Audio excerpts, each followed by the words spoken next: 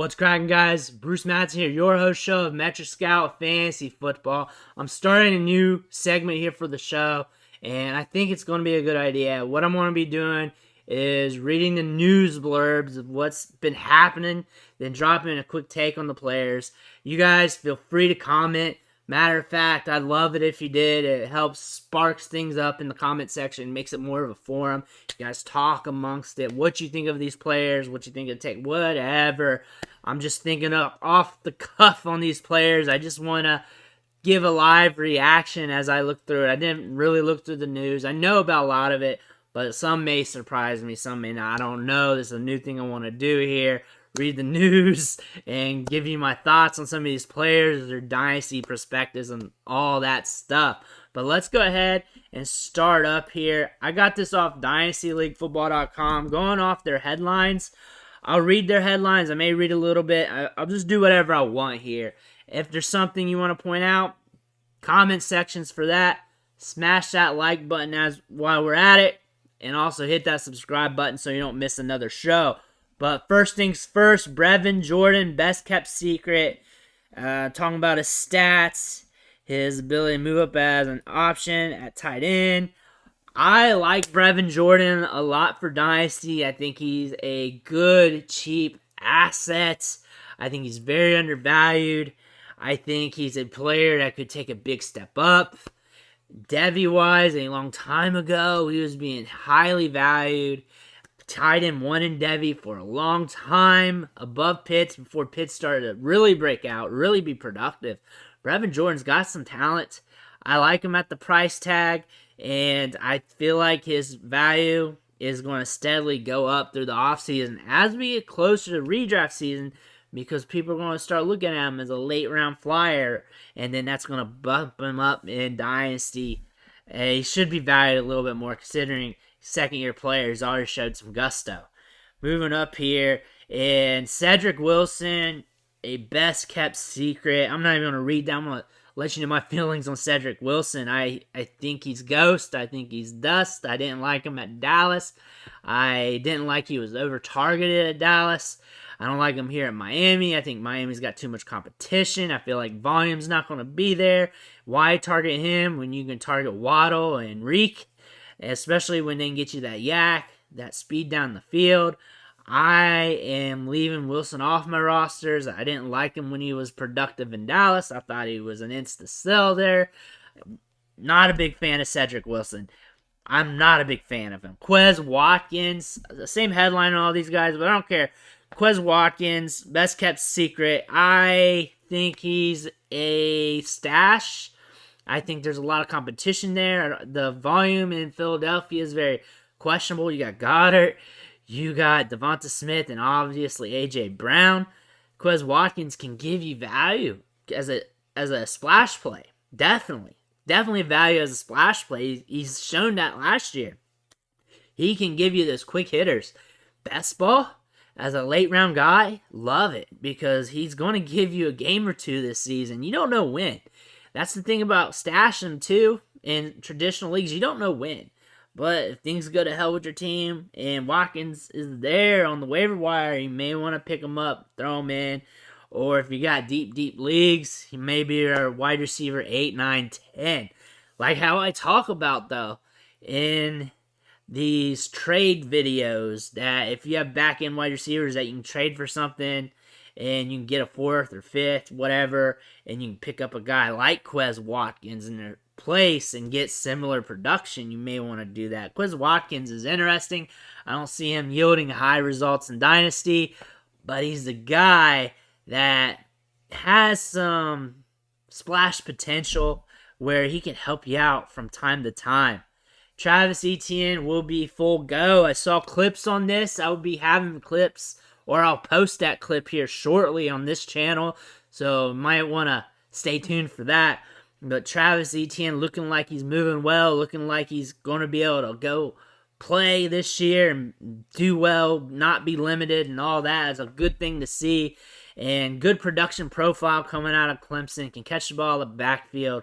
Has a little burst. You saw that at Clemson. I want to see what this team's going to look like. He's paired with his former quarterback, man. That's interesting. That's interesting. Will he be getting the short targets just because he's got that rapport already? I mean, it didn't go well for Trevor Lawrence last year. Just having some continuity here, just something for him. This could be good for him, or he could be struggling early. I don't know. I like Travis Etienne. I like him even at price, even though he's a guy that may not hit for us. I just like that he's a younger running back who's going to hold some value, and I can see what happens. I like him best in startup drafts. I like getting him best in startup drafts. Trading for him is going to be way too hard. Whoever has him on their team or is fully invested in him, but I do like Travis Etienne. Moving up, Rashod Penny has a hamstring issue. Rashod Penny getting injured isn't nothing new. It's just part of his career. I mean, I like Rashod Penny for what he's worth. That guy that came out last year showed us his upside. You know what? They brought in Kenny Walker to compete, to take over the job. They drafted a second-round pick, which is no joke.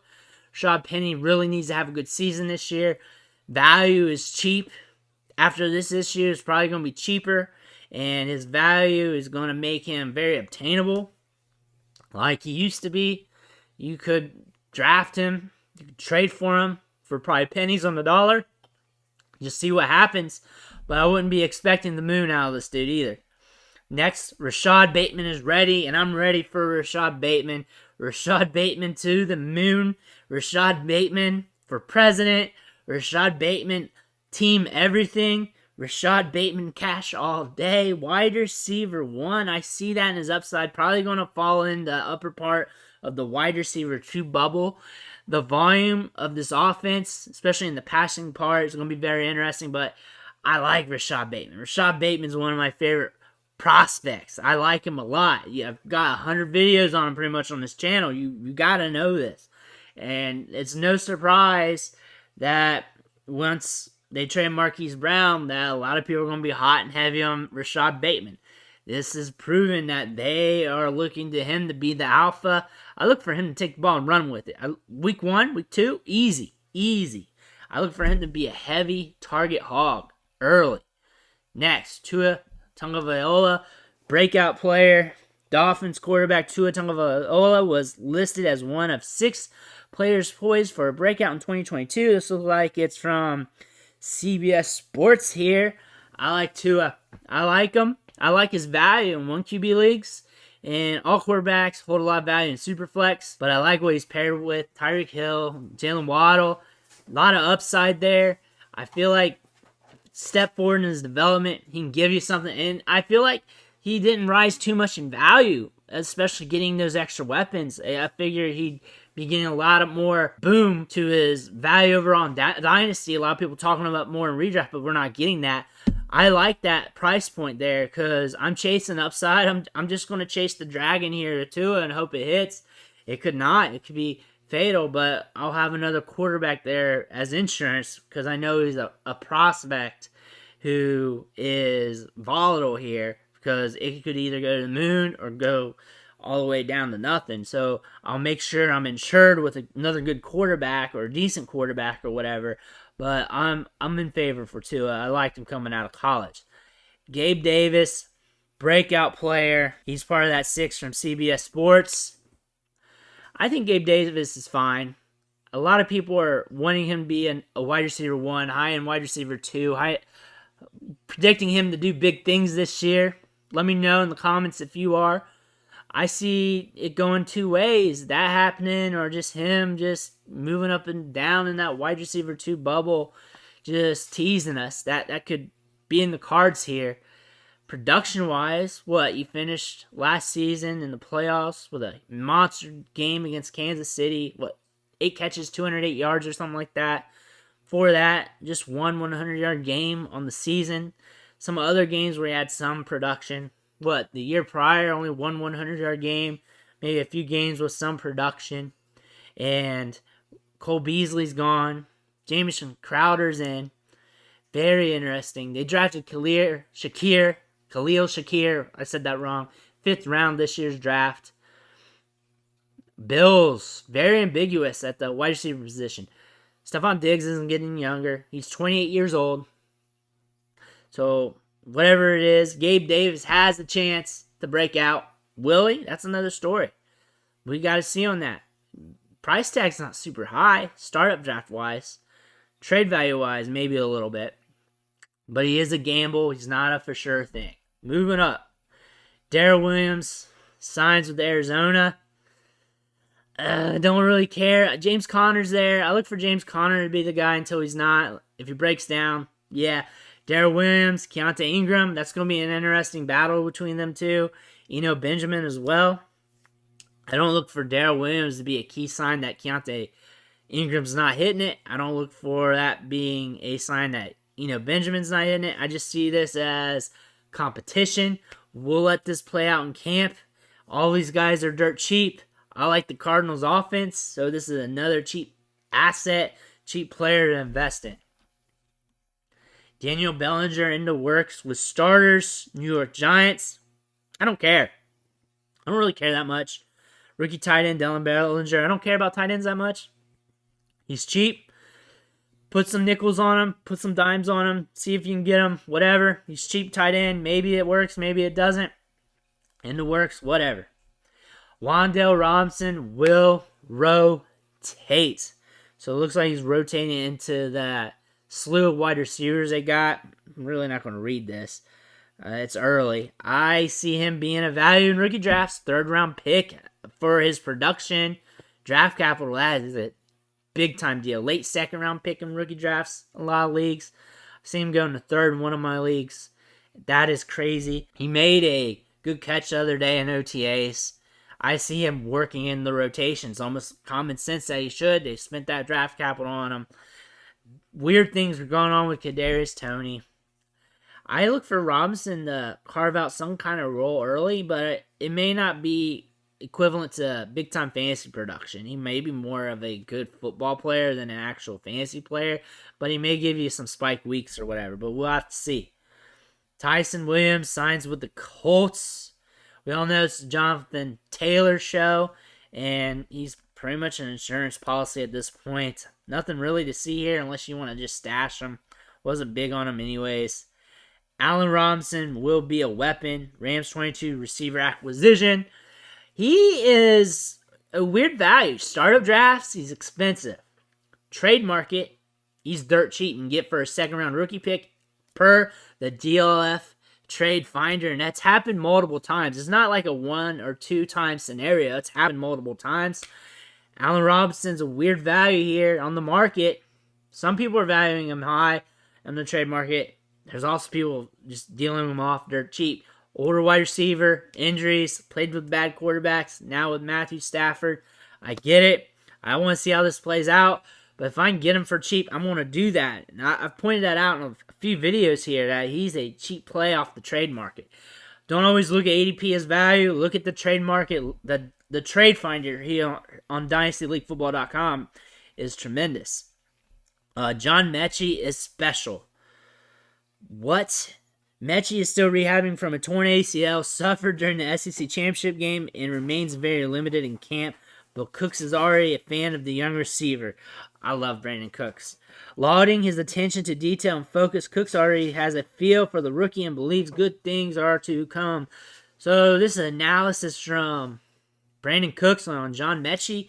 I mean, he's not going to come out and say John Mechie's bad or John Mechie's dog shit or John Mechie doesn't know shit. He's not going to come out and say that.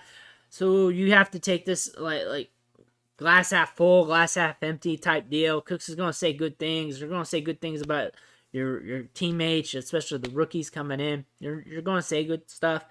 At the same time, John Mechie, one thing you say about him after watching tape, that he is very crisp at running routes. He can create separation. He had decent ADOT, I think, not last year, but the year before, over 10 yards, averaged at the target. So there are some decent things in his prospect profile. It wasn't overly productive. He wasn't taking over games, but he did make some splash moments. Special might be a little bit of a reach, and it depends on what you think of special. I'm thinking Jamar Chase. I'm thinking of Tyreek Hill. I'm thinking those top guys. Does John Mechie have that? I don't think so. Can he be a good wide receiver? Yeah, he could. He could. Could it lead to fantasy results that are top end? Maybe not. Volume might have to be there. Moving on down. Robert Woods participates. As we know, he's been coming back from an ACL. Just him showing a sign of life is good.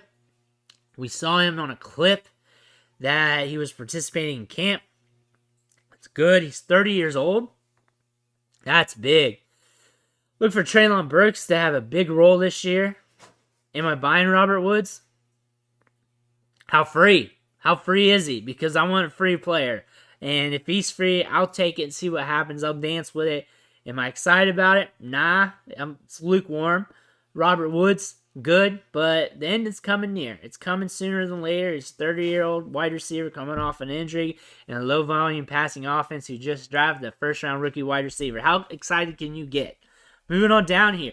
Davis Mills is the guy. Look at that neck. Look at the neck here on Davis Mills. It's so long. It is so long. Can you wear a necklace on that neck? I've never had it. My neck's never been that long. But Davis Mills here.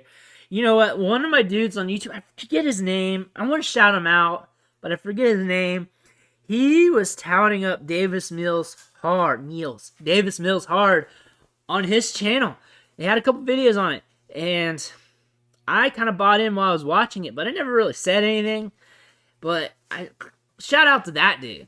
Shout out to that dude. Once I figure it out, I'll call it out on the channel. But shout out to that dude. Because Davis Mills has been a hit, exceeding expectations.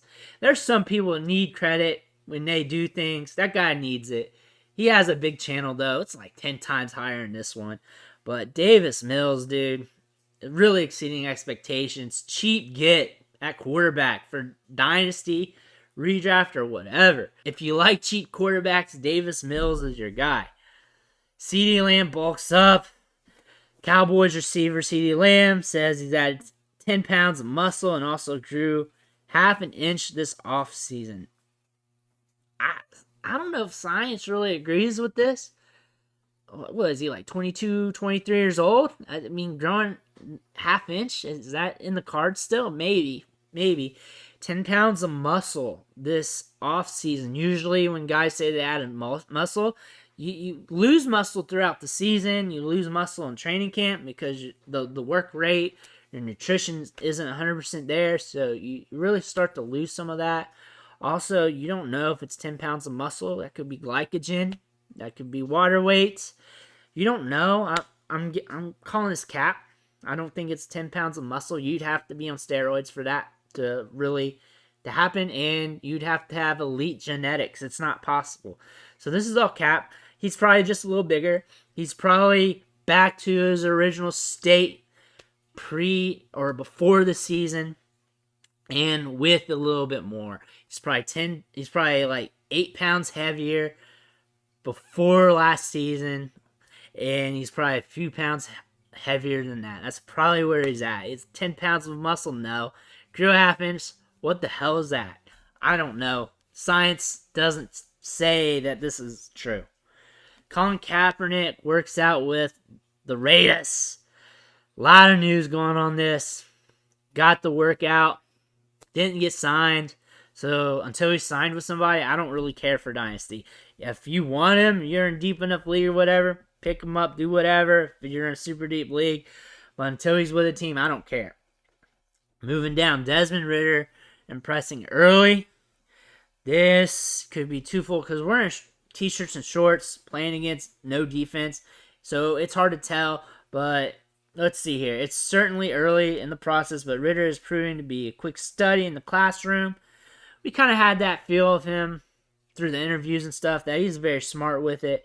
While this is time where our reports on players are glowing, it's worth noting Ridder is in position to get snapped early if Marcus Mariota struggles, obviously, or gets injured. He's an intriguing rookie pick this year and could prove to have value, which is true. If he gets the opportunity, he could have some value. Impressing early. I don't know how he's impressing early. I imagine it's just him being very studious, being quick to pick up the playbook and all that stuff. Still a lot of time to move forward with the development. I don't want to go this way or that way with it. It is what it is here. David Njoku gets extension. So we did a video on this. Check that out in the archives. I bumped it out a day or so ago. I like the value here for Dynasty. I feel like whoever bought David Njoku in startup drafts or off the trade market a few weeks ago, whatever, you just got a hit here. I love the fact that he's with the team longer. Deshaun Watson's there. He can add some value to the tight end position very well. Bump it up a bit. Njoku's got good size-adjusted athleticism. Now they got to use him just more in the passing game, which could happen. He could be the number 2 option, maybe even the number 1 option, especially if something happens to the Cooper. So this is very interesting. I like him. I think he's still a buy. I don't think his value is going to pump up enough. I feel like the vast majority is going to look at the Browns as a low-volume passing offense, and they're going to think of Njoku as not being a top dog tight end yet. So I think you can get him at a discount. It's just not going to be near as good of a discount as what he once was. That was when he was a true buy. And that's it for the news today. Reading that off, giving you my takes, letting you know my feels. But drop it in the comments what you think of some of these players or what I said or whatever. Smash that like button. Hit that subscribe if you haven't already, because I got a lot more Dynasty Fantasy Football content coming at you. But I want to thank you, and I'll catch you next time.